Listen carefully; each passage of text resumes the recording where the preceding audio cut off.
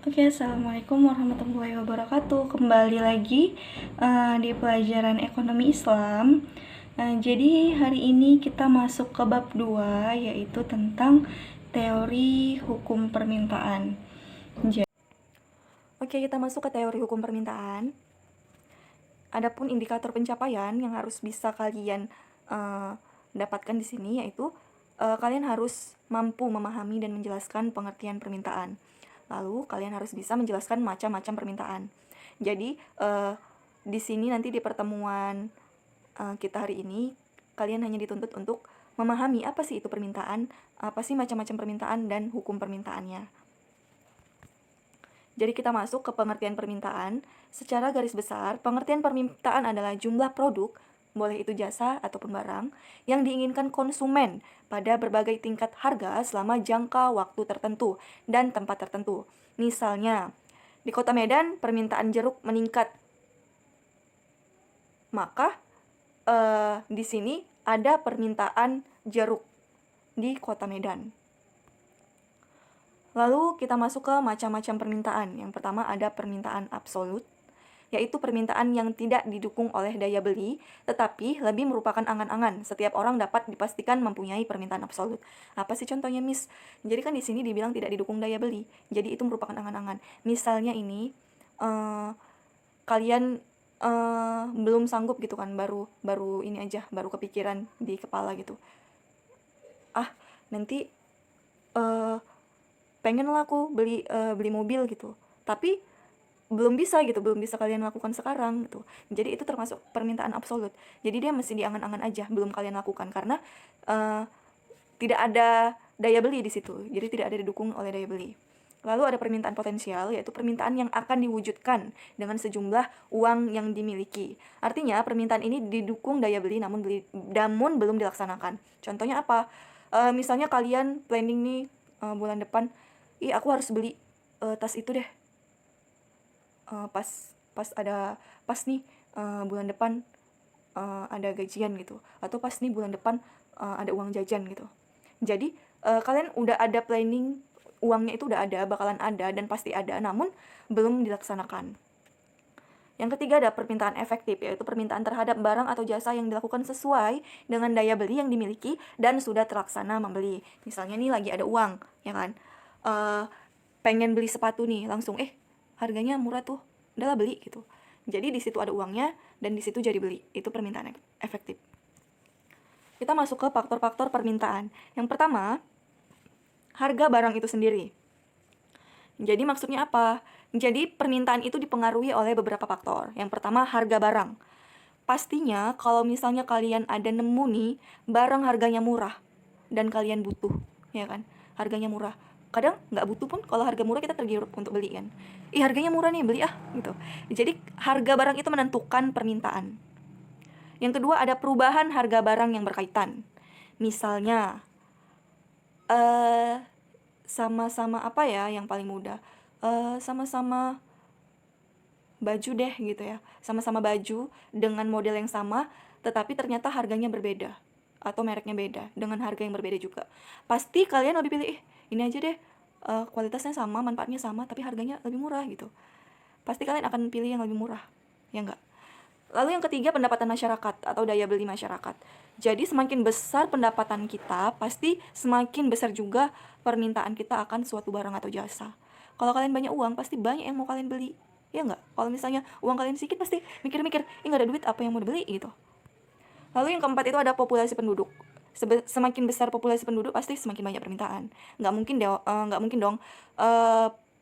Misalnya aja di satu keluarga, nggak mungkin keluarganya yang 3 orang sama yang 5 orang itu permintaannya sama, enggak. Kayak berasnya aja, pasti permintaan beras yang 5 orang ini lebih banyak dari yang 3 orang, ya enggak? Oke, yang kelima itu ada selera konsumen. Pasti setiap orang itu beda-beda seleranya. Misalnya kalian lebih suka sepatu, ada yang suka sepatu model gini, ada yang suka yang sepatu pansus, ada yang suka sepatu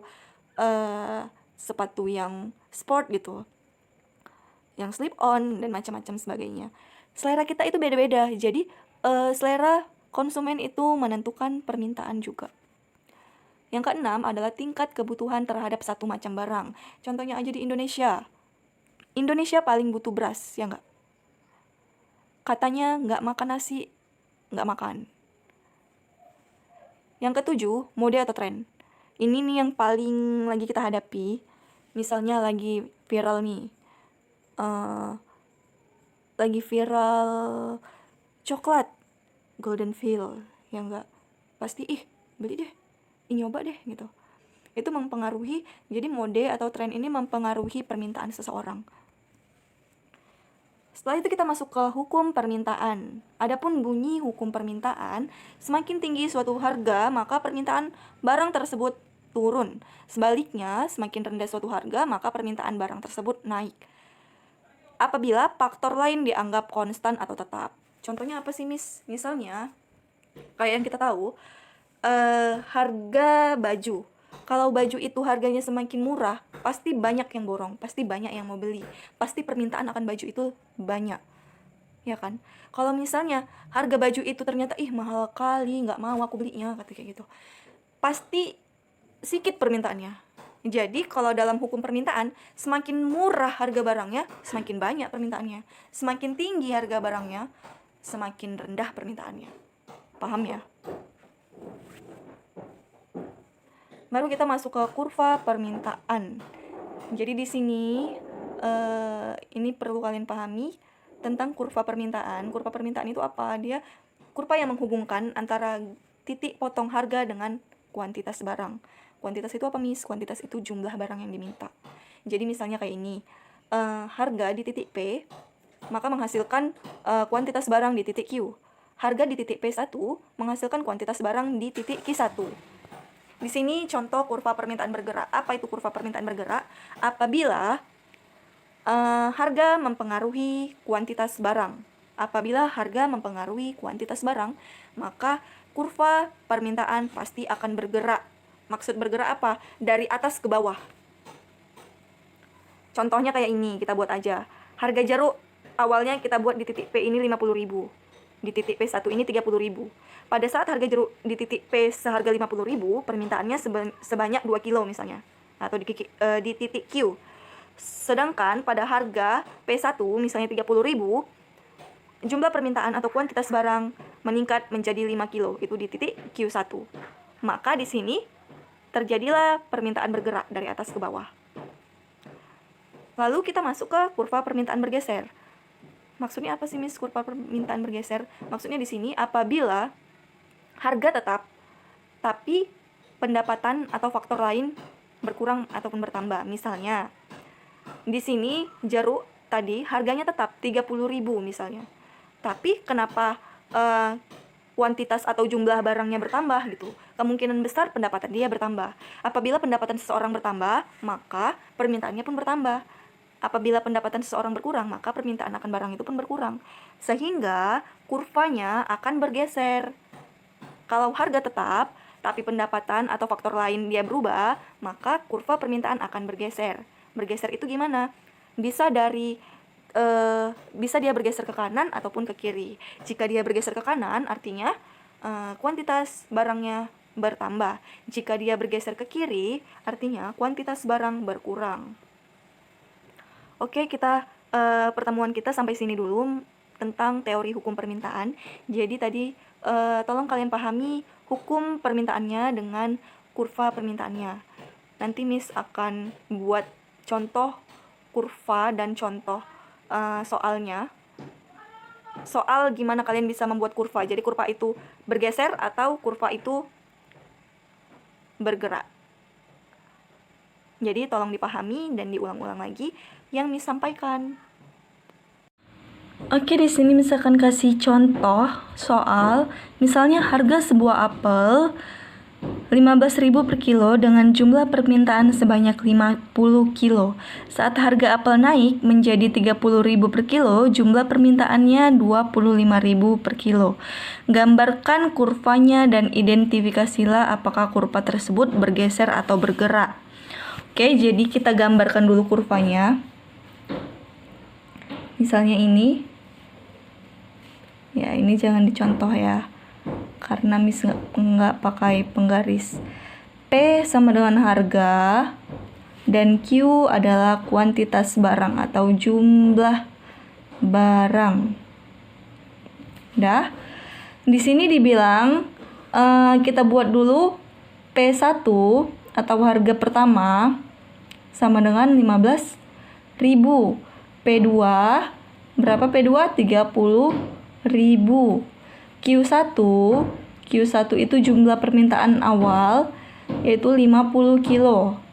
Q2 25 kilo. Oke, kita buat dulu di sini P1-nya. Misalnya di sini dia. P1 15.000. Itu P1. Dah? Q-nya berapa? Q-nya Q1-nya 50 kilo. Lalu naiklah dia P2. P2-nya berapa? 30.000. Q2-nya berkurang 25 kilo. Maka hubungkanlah dia garisnya. 15.000 dengan 50, 30 dengan 25. Setelah itu, ini kan titiknya, ini titiknya. Hubungkanlah dia. Oke, dari titik A ke titik B berarti apa? Turun dia kan? Kalau kayak gini apa namanya? Kurva apa? Ini disebut dengan kurva permintaan. Bergeser apa bergerak? Ya, bergerak. Kenapa bergerak? Karena di sini dia dipengaruhi oleh harga. Pas harganya 15.000, permintaannya 50. Pas harganya naik, permintaannya turun. Berarti dia di sini permintaannya dipengaruhi harga. Maka dia kurva permintaan bergerak. Oke, bisa ya?